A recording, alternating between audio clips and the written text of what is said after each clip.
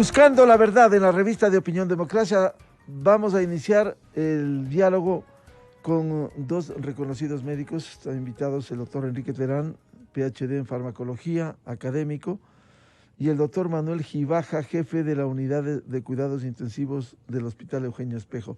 Antes de darle la palabra, queremos dar a conocer una noticia que se difundiera anoche y que diera cuenta del fallecimiento del economista Francisco Suet Morales, quien fuera ministro de Finanzas en su época y analista económico. Doctor Manuel Gibaja, bienvenido.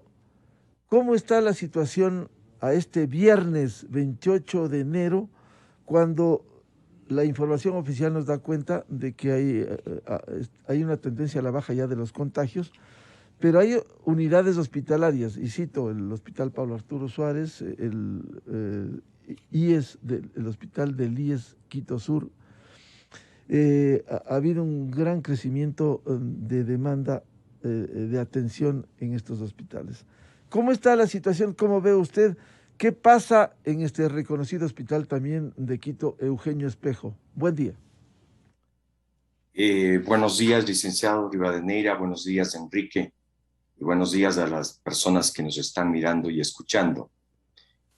Pues de los datos que ha proporcionado el Ministerio, efectivamente, en lo que tiene que ver con el número de casos nuevos, ha habido una disminución. Esto es real, insisto, de los datos que tenemos. Para el 19 de enero había el pico de casos nuevos y para el día 26 demuestran que ha habido una baja, diría que importante, del número de casos nuevos diarios. En el mundo, la tendencia en esta nueva ola, entendida que es Omicron en el país, así lo estamos asumiendo, ha tenido un comportamiento que ha sido usual en todos estos países, en lo que tiene que ver con cuidado intensivo. Vale decir que el ingreso a cuidado intensivo ha sido muy bajo en relación a las olas anteriores. Y si ponemos el ejemplo de Sudáfrica, el país que inició con la nueva variante o que la reconoció, pues la hospitalización en cuidado intensivo fue muy baja y bordeó apenas el 5%. Y cosa parecida en otras partes del mundo, y específicamente en Sudamérica, por ejemplo, Argentina, que llegó a tener hasta 150,000 casos por día. En cuidado intensivo la ocupación nunca llegó a ser del 100%, y en Chile, pues que tuvieron muchos casos, la ocupación fue baja. En el Ecuador hay un fenómeno absolutamente diferente, y es que la ocupación de cuidado intensivo ha sido alta, al tope, al 100%. Durante toda esta nueva ola, incluso con las llamadas listas de espera, las mal llamadas, no en la magnitud anterior, pero habiendo. Y eso es lo que está pasando a la fecha, eso no ha variado. Con sus pequeñísimas, digamos, necesidades extras de camas, de las que se ha dispuesto para esta ola, pero la ocupación es del 100%. Esto no ha cambiado y esto es un fenómeno llamativo. Incluso el IES Sur, que ha sido la unidad de cuidado intensivo más azotada durante toda la pandemia, sé que hay nuevamente pacientes esperando una cama en cuidado intensivo. Lo mismo sucede en el Pablo Arturo Suárez, que está al tope, y las pocas camas, eso sí hay que reconocer, que se ha destinado para cuidado intensivo en el Hospital de Calderón y el Hospital del Sur están totalmente llenas. En el caso finalmente del Hospital Espejo, que es un hospital que por disposición del ministerio no iba a atender a pacientes COVID, sino al resto de patologías críticas. Sin embargo, la población no entiende de estos planes y también hay pacientes COVID que están acá en el hospital, que se intenta transferirlos a los hospitales asignados y que es muy difícil de hacerlo porque están llenos. Entonces, esta es la realidad de lo que está pasando en cuidado intensivo, que, insisto, es un fenómeno no parecido al resto de los países del mundo. Si bien no es parecido al resto de países, doctor Gibaja, en el caso del Ecuador y en el caso específico de Quito, y el caso del Hospital Eugenio Espejo, ¿cuál es la situación? No, como le decía a usted, el Hospital Eugenio Espejo por disposición del ministerio para hacer la diferencia con la ola anterior y que los pacientes graves de otras patologías no sean atendidos por dedicación exclusiva al COVID. Se definió de que no atienda a los pacientes COVID. Sin embargo, pues están llegando y una vez que están aquí deben ser atendidos. Y el resto de actividades normales, las que atiende el Hospital Eugenio Espejo? Bueno, durante todo este tiempo el Hospital Espejo ha estado atendiendo las diversas especialidades del llamado tercer nivel, con las dificultades en cuanto a temas de insumos y medicinas que persisten, pero ha estado trabajando normalmente, digamos, dentro de lo que cabe. Quiero dar la bienvenida al doctor Enrique Terán, un reconocido médico, PhD en farmacología académico. ¿Cómo ve este momento? Estamos cerrando enero. El anuncio es de una baja ya del pico al que llegará este mes de enero. Sin embargo, preocupa lo que confirmaba el doctor Gibaja, crecimiento de la demanda, especialmente en las unidades de cuidados intensivos de determinados hospitales en el caso de la capital. Buen día, doctor Terán. Buenos días, Miguel. Un saludo especial a Manuel y a todas las personas que nos acompañan. Creo yo que es muy importante, ya casi al cumplirse 2 años de esta pelea pandémica, que nosotros insistamos en la necesidad de que los mensajes, la comunicación sea asertiva. Bien dice el doctor Gibaja, los datos oficiales dan cuenta de un menor número de casos en esta última semana, pero estamos con un exceso de casos indudablemente todavía mucho más alto de lo que teníamos. Entonces, no es que los casos están bajando, están subiendo menos. Quizás eso sería importante que se transmitiera. Tenemos una problemática adicional. El número de pruebas diagnósticas ha ido disminuyendo agresivamente. Por poner una referencia, hace un par de semanas, en 16, 17 de enero, se hacían alrededor de 17.500 pruebas.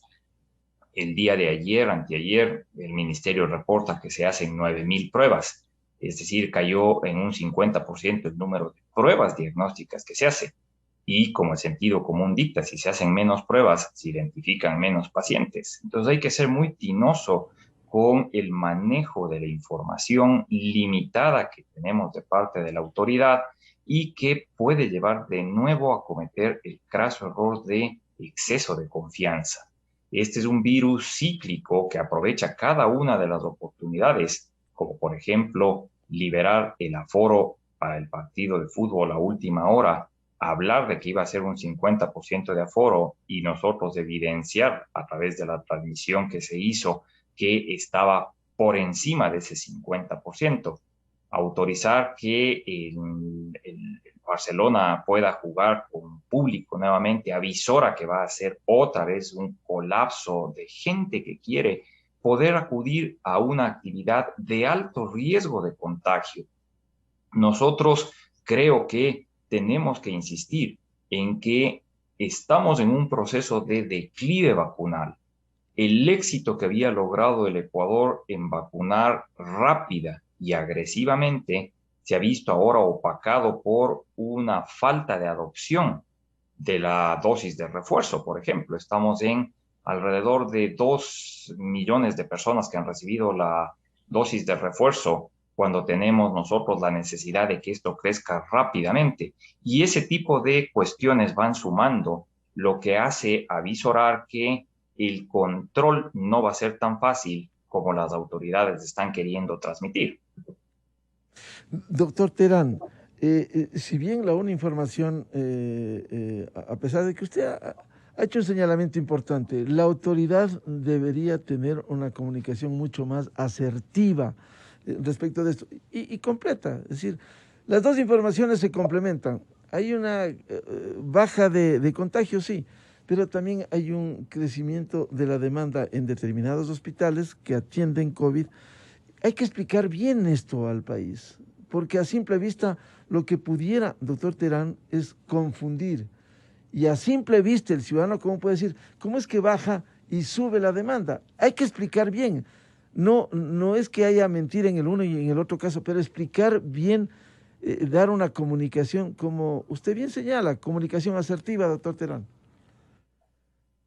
Efectivamente, es que el problema es que tenemos que tratar de no minimizar el problema.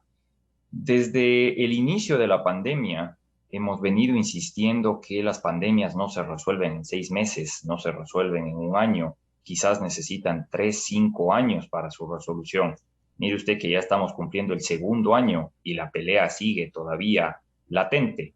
Hay que dar a entender que el virus sigue siendo un problema. Escuchamos con preocupación que se trata de minimizar y se habla de que es que Omicron es una variante noble, es una variante de menos preocupación, produce cuadros menos severos.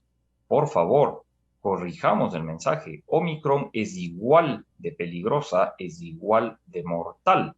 La diferencia marca el estatus vacunal que tiene una persona, porque si una persona con un esquema vacunal adecuado se contagia de Omicron, desarrolla un cuadro de menor severidad en la gran mayoría de los casos. Tampoco es una ley certera.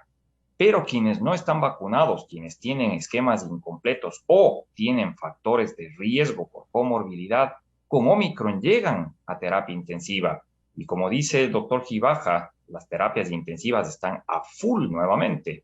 Y eso es sinónimo de que pese a que existe una variante que puede ser no más agresiva, pero es igual de agresiva con ciertos individuos o ciertas personas. Entonces no se puede generar esa idea equivocada de entonces contagiémonos todos. Es mejor contagiarnos de una vez y así se logra una inmunidad mejor que con la vacuna. Equivocado mensaje también. Tenemos nosotros una problemática extra que cada vez se va conociendo mejor, que se llama ahora el post-COVID o el long COVID, que son los trastornos que deja la infección por este virus en las personas posterior a la resolución de los síntomas. Entonces, insistamos, por favor, en dos cosas que son claves y fundamentales. En primer lugar, la responsabilidad social, las medidas de autoprotección, ese uso de mascarillas, ese lavado de manos, el distanciamiento social. Y número dos, la vacunación. Hay que seguir insistiendo y todos tenemos que ser replicadores de la importancia y la necesidad de la vacunación para tratar de lograr mejor control. La responsabilidad social y el distanciamiento es importante desde la visión ciudadana que debemos respetar y observar. Pero en el tema de la vacunación, doctor Terán, quizás no es un tema complejo debido a las limitaciones, hay que decirlo. Cuando vamos por rangos de edad, el refuerzo de 50 a 60 años, el cumplimiento primero a los 6 meses, luego a los 5 meses, y se ha planteado por qué no vacunar antes la tercera dosis, el refuerzo. Y claro, lo que sucede es que aquí puede haber mayor demanda, menos oferta de vacunas y se puede complicar el panorama. ¿Cómo afrontar este momento? Claro, efectivamente, la información tiene que ser, de nuevo, lo más clara posible. Entonces, el ministerio ha dicho, y tenemos los datos de que hay un abastecimiento de vacunas adecuado, suficiente para poder suplir la demanda. La estratificación vacunal debe, por supuesto, tratar de evitar el colapso del sistema de salud en la demanda, pero tiene que haber una motivación, entre comillas, hacia la adopción de esa vacunación. Por ejemplo, la discusión que hubo en las últimas 2 semanas respecto al retorno a las aulas de los estudiantes en los diferentes niveles. ¿Cómo puede ser posible que nosotros no tengamos con dosis de refuerzo a todo el segmento que está involucrado? Comencemos con los maestros, comencemos con los transportistas. Y el Estado tiene que ser enfático. Si usted es transportista y no se ha puesto la dosis de refuerzo, usted no puede salir con su unidad. Es así de sencillo. Es que yo vivo de eso, es que es mi sustento. Bueno, pero cumpla con su responsabilidad, porque usted está expuesto a que le contagien y usted contagiar. Misma historia con el resto de las actividades. Todo lo que se consideran sectores estratégicos deberían estar ya con esas dosis de refuerzo colocadas, porque es lo que vamos aprendiendo sobre la marcha. Empezamos otra vez, Miguel, con cuestionamientos que hacíamos hace 2 años y la gente saca sus propias reflexiones. O sea que no sirvió vacunarse. Ah, o sea que me voy a tener que estar vacunando a cada rato. O sea que la vacuna que me pusieron no fue buena. Todo eso es equivocado. Gracias a toda la implementación que se ha hecho, tenemos una situación que podría ser catastrófica en el momento. Si nosotros solo equiparamos los números del número de contagios versus el año pasado, en esta situación estaríamos ya con los muertos nuevamente en las calles, pero es gracias a esa implementación. Que hay que seguir vacunándose, por supuesto. Nosotros antes del aparecimiento de Omicron ya sabíamos que la inmunidad, la protección de la vacuna iba cayendo alrededor del 5º o 6º mes y ya se hablaba de la necesidad de esa dosis de refuerzo. Aparece Omicron y escapa en mayor medida a la protección vacunal, lo que hace necesario que ese refuerzo se acelere, que se acorte el tiempo. Pero eso no significa que vamos a terminar vacunando cada 2 meses. No, lo que significa es que necesitamos vacunas actualizadas.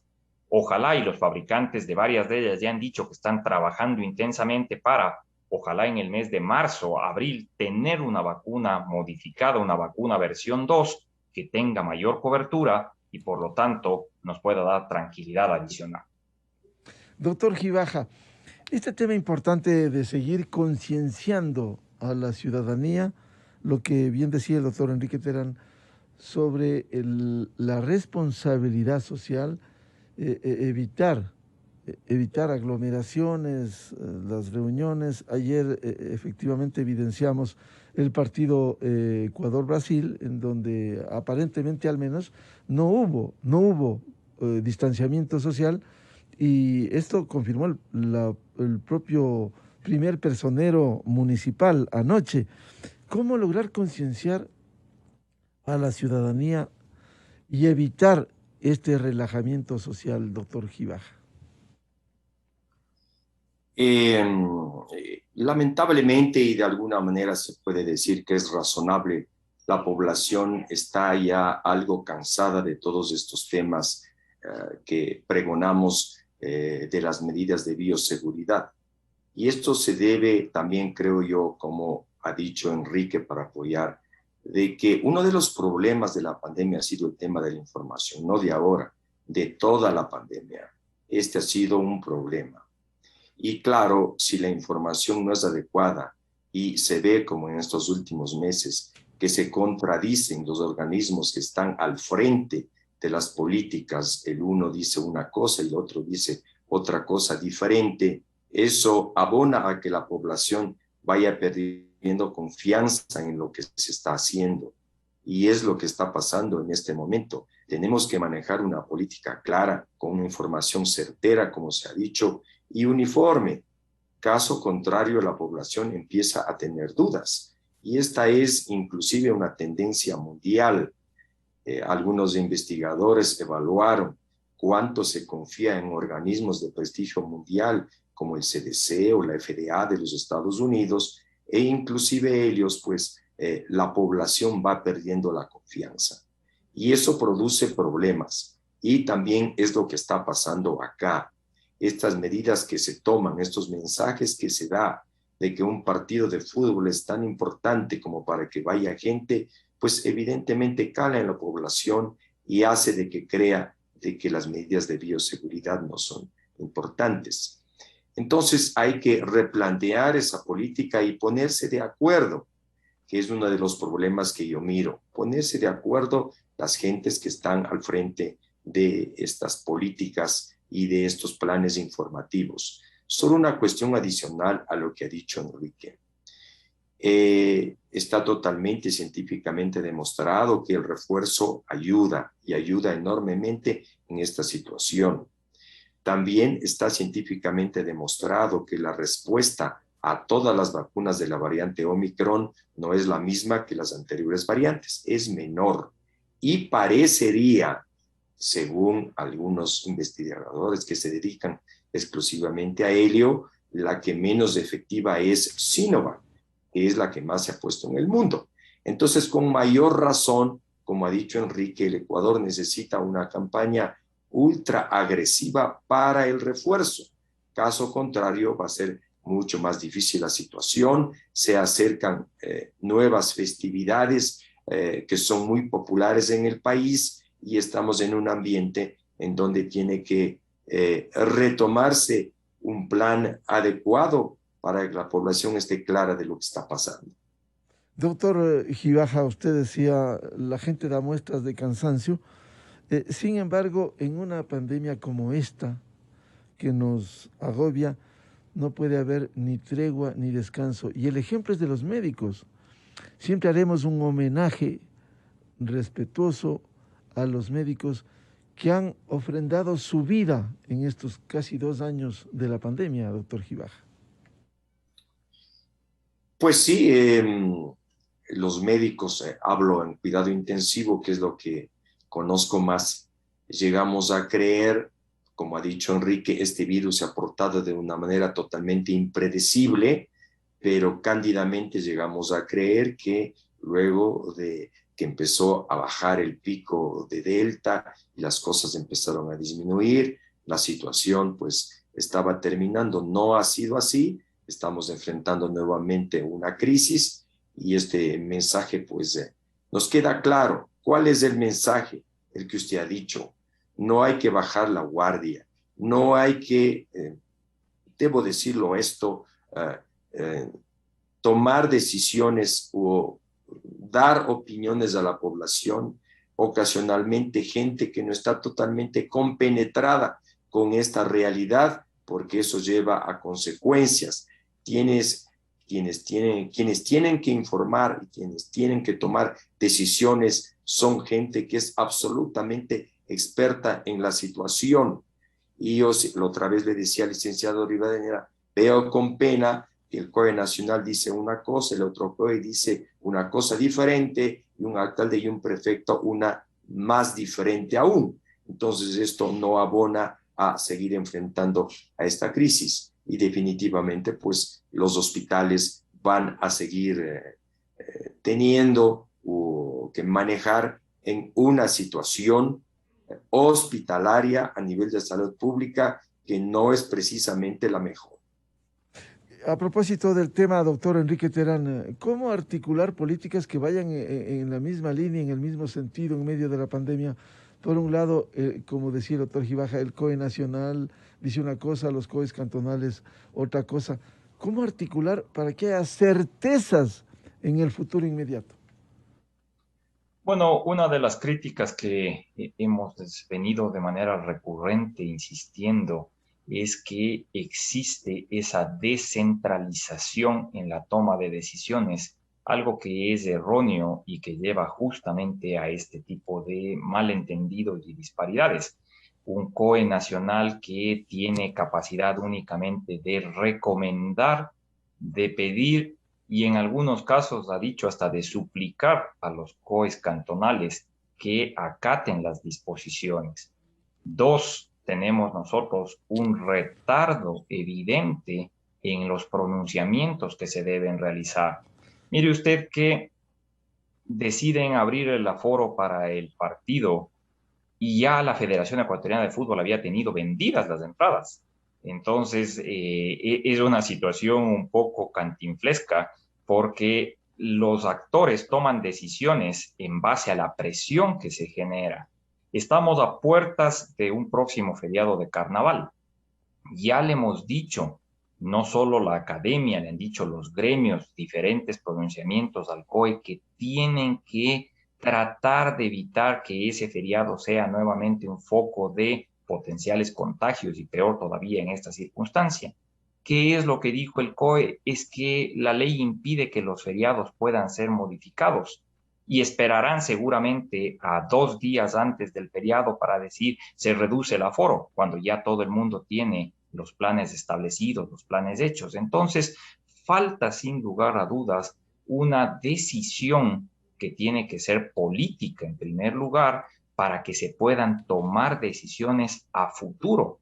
Si alguien cree equivocadamente por el mensaje que se ha dicho, que como ya se llegó al pico de Omicron, esto va a venir decayendo y en el mes de marzo la pandemia se acabó en el Ecuador, hay que decir que eso es equivocado. Eso no va a suceder. Nosotros vamos a tener que seguir peleando con este virus durante un largo tiempo todavía, y eso implica que en el cansancio que ha mencionado Manuel con justa razón, tenemos que darle por eso a la gente mensajes claros que no le lleven a esa desazón.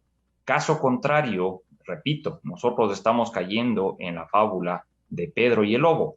Hacemos tanta insistencia que cuando realmente necesitamos acciones, ya la gente está agotada, la gente pierde la credibilidad y no se aplican las mismas.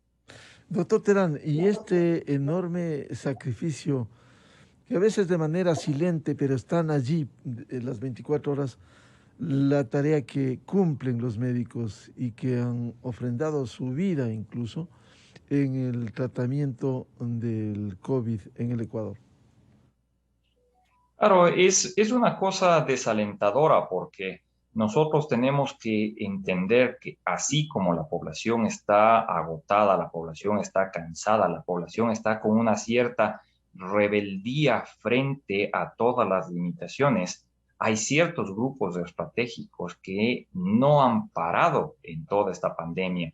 Es un reconocimiento que se tiene que hacer y mantener hacia todo el personal de salud, a todos nuestros colegas y al resto de los proveedores de servicios de salud que no han descansado en absoluto, que han tenido que estar en la consecuencia final de esta pandemia, que son los casos severos y que no dan tregua todavía. Nosotros, con una capacidad hospitalaria limitada como la que tenemos en el Ecuador, estamos, como decía el doctor Gibaja, otra vez a full. Y si es que hacemos un histórico de cuándo no estuvimos a full, creo que habrá una pequeñísima ventana, quizás de un mes y medio en el que no estuvo a full, pero de todas maneras había ocupación. Entonces, todo este personal no ha descansado en absoluto y hemos pasado paulatinamente a dejar de felicitar, de reconocer, de agradecer ese sacrificio y normalizar el sobretrabajo que han tenido que realizar. ¿Qué hacer, doctor Terán, con la necesidad de contar con los medicamentos? Al margen del COVID-19 también ha habido problemas con los insumos y los medicamentos. Precisamente ayer se daba cuenta de una visita del vicepresidente de la República a la provincia de Manabí y encontró miles de fármacos caducados. ¿Cómo articular una política cuando desde un lado se exige, y con razón, desde los médicos y a los pacientes, no hay insumos, no hay medicamentos, y por otro se encuentra decenas de miles de medicamentos caducados? ¿Dónde está la política de salud? Bueno, no solo es una cuestión de política de salud, yo creo que es una política general de uso adecuado de los recursos. Para hacerle solo un ejemplo por fuera, estamos en la discusión estos últimos días de la resolución que saca el Consejo Provincial de un nuevo impuesto en la matriculación porque no tienen dinero para arreglar las vías, y sale luego las contrataciones que se han hecho para pintar murales, obras de teatro, artísticas. Entonces, no hay esa consecuencia en el buen manejo de los recursos estatales. En salud, desafortunadamente, nosotros tuvimos una época caótica en la cual, en el afán de centralizar las compras de medicamentos, se hizo un desabastecimiento de los hospitales que la gestión actual no ha logrado todavía sobreponer. Los hospitales estaban con abastecimiento por debajo, en algunos casos, del 40%, imagínese usted, de medicamentos. El ministerio da cuenta ahora que eso ha logrado revertirse en alguna forma y hay un abastecimiento de cerca del 60% de medicamentos, pero no es suficiente. Una casa de salud no puede trabajar con el 60% de abastecimiento. Debe tener un abastecimiento que sea óptimo y adecuado, pero los procesos burocráticos no son fáciles de sortear. El Ecuador es un país de sobreregulación.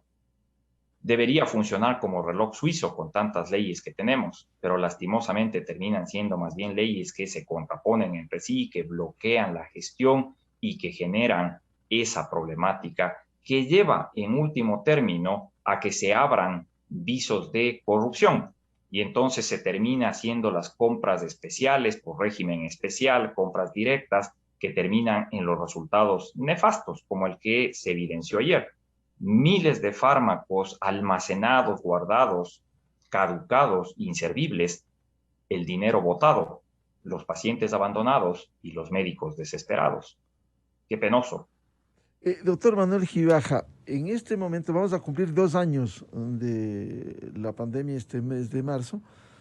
¿Cómo lograr concienciar en general que esto no ha pasado, no va a pasar como dicen los científicos, como ustedes siempre nos ilustran, y hay que estar conscientes del momento que con algunos picos de subida y de bajada, simplemente nos llama la atención para afrontar con responsabilidad la pandemia por el COVID-19?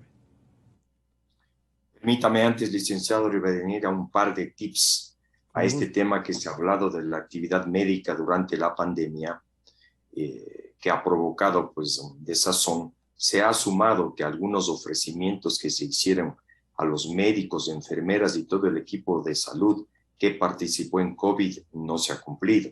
Eso también es algo que no está bien y parece que no se va a cumplir. Segundo, como ya se ha dicho acá, claramente se diagnosticó que los procesos de compra de medicamentos e insumos es uno de los responsables de lo que está pasando. Si eso no corrigen, la situación va a continuar tal cual. Entonces, si no se trabaja ahí a ritmo acelerado, no va a cambiar nada, ¿no? Porque esto que pasó en el hospital al que se hace referencia no es lo generalizado. En los grandes hospitales de tercer nivel, pues ahí no hay esa situación. Ahí simplemente lo que hay es carestía y esa es una realidad. Finalmente, en cuanto a su pregunta, pues aquí ya se lo ha mencionado varias veces, como ha dicho Enrique, la clave está en informar de que la situación es tal cual de complicada como ha sido siempre, que si bien es cierto, han aparecido otras variantes que nos han dado ciertas libertades en cuanto a los temas hospitalarios, pero la pandemia sigue tal cual y que si no se toman las medidas como se las hacía a un comienzo, con la misma rigurosidad, pues seguramente podemos terminar en problemas difíciles. Ese es el mensaje que hay que dar. Y también, lo que también ya Enrique ha señalado, con toda claridad, si no se articula de una manera única lo que se va a decir, hay desconfianza en las autoridades y eso redunda en que la población pues no cumpla, ¿no? Y mientras tanto, a seguir con las estrictas medidas de bioseguridad, doctor Gibaja. Pues desde luego, eso es algo irrefutable. La vacunación y el cumplimiento de las medidas de bioseguridad es algo que no admite discusión, es algo que es la solución más importante de lo que estamos pasando y actualmente con Omicron tiene que ser de la misma manera. Y ojo a la gente que nos está viendo y escuchando, como ha dicho el doctor Terán, no es que Omicron es un viruscito del COVID o que da un COVIDcito, como algunas autoridades incluso a nivel internacional han dicho. No, esto es COVID, no es un COVIDcito. Efectivamente. Doctor Enrique Terán, ¿cómo concienciar en este momento? Vamos a cumplir los 2 años a fin de que todos los sectores, partiendo a autoridades y fundamentalmente a la ciudadanía, entendamos que seguimos en un momento complejo, más allá de los picos que evidencian las estadísticas. Esto debe llevar a una reflexión profunda sobre qué es lo que vamos a hacer a futuro. Nosotros no vamos a volver, y esto ya debería, después de 2 años, estar claro, no vamos a volver a nuestra vida cotidiana anterior. No se puede simplemente porque ya la pandemia cambió esa hegemonía. tenemos que hacer una adaptación a la nueva realidad y tratar de en esas condiciones sacar el mayor provecho y desarrollo posible. La reactivación económica es fundamental, la reactivación educativa es esencial. El precio que ha dejado estos 2 años de aislamiento no se va a recuperar siquiera en los siguientes 10 años. Entonces, tratemos de poner de parte para que las cosas funcionen de una manera armónica. Lo que no se puede hacer y lo que no tiene una lógica por detrás es que se den desenfrenos acelerados que llevan después a consecuencias. Entonces no se puede saltar bruscamente de aforos limitados a aforos totales, de falta de actividades hacia las actividades 100% totales. Seamos nosotros consecuentes, pongamos cada uno de nosotros esa contribución. En este momento es fundamental que recordemos que la transmisibilidad es muy alta. Si usted tiene sintomatología respiratoria, tiene carraspera, tiene tos, tiene un cuadro gripal, asuma que está con COVID. No hay otra posibilidad y por lo tanto autoaíslese, no siga transmitiendo, no siga contagiando. A los empleadores, si alguien de su empresa se reporta enfermo, asuma que le está diciendo la verdad.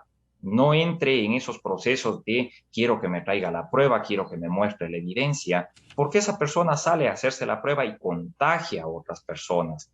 Por último, le hemos sugerido y le hemos pedido al Ministerio de Salud Pública que facilite, libere la disponibilidad de pruebas antigénicas para que puedan ser de compra libre, que estén en las farmacias para que la gente pueda hacerse autodiagnóstico y con eso tomar decisiones más asertivas. Bien, quiero agradecerles la atención a la revista de Opinión Democracia y decir unas palabras, rendir un homenaje y un reconocimiento a los médicos ecuatorianos que día a día se juegan en las unidades hospitalarias, pero también a quienes tienen la valentía de hacer opinión, que lo único que les lleva es a que se busquen correctivos desde la visión de la autoridad, pero también desde la responsabilidad ciudadana frente a momentos complejos en medio de esta pandemia que no se va a ir, como nos han explicado científicos y médicos. Muchas gracias al doctor Manuel Gibaja de la Unidad de Cuidados Intensivos del Hospital Eugenio Espejo y al doctor Enrique Terán, un reconocido académico, investigador y farmacólogo. Muchas gracias. Buen día, licenciado. Un buen día, gracias. Muy amables. Buscando la verdad en la revista de Opinión Democracia, 7:15 en el territorio continental ecuatoriano. Vamos a una pausa publicitaria y luego para hablar tema económico, reforma tributaria, la inclusión del Ecuador en la Alianza del Pacífico, con 3 invitados, Mónica Heller, el doctor Pablo Jiménez y el doctor Walter Spurrier Vaquerizo. Miguel Rivadeneira en la revista de Opinión Democracia. Inicio de espacio promocional y publicitario. Ahora en Banco Guayaquil, las capacitaciones de servicio al cliente las dan nuestros mismos clientes. Una sugerencia que nos dio Katy. Sentirse escuchado por el banco es sentirme viva. Sentir que mis opiniones cuentan. Gracias, Katy. Lo mejor de pensar menos como banco y más como tú es que lo estamos haciendo juntos. Banco Guayaquil. Primero tú. ¿Recibes ya en tu celular todos los beneficios que te da la empresa eléctrica Quito? Si no es así, actualiza tus datos ahora en las agencias de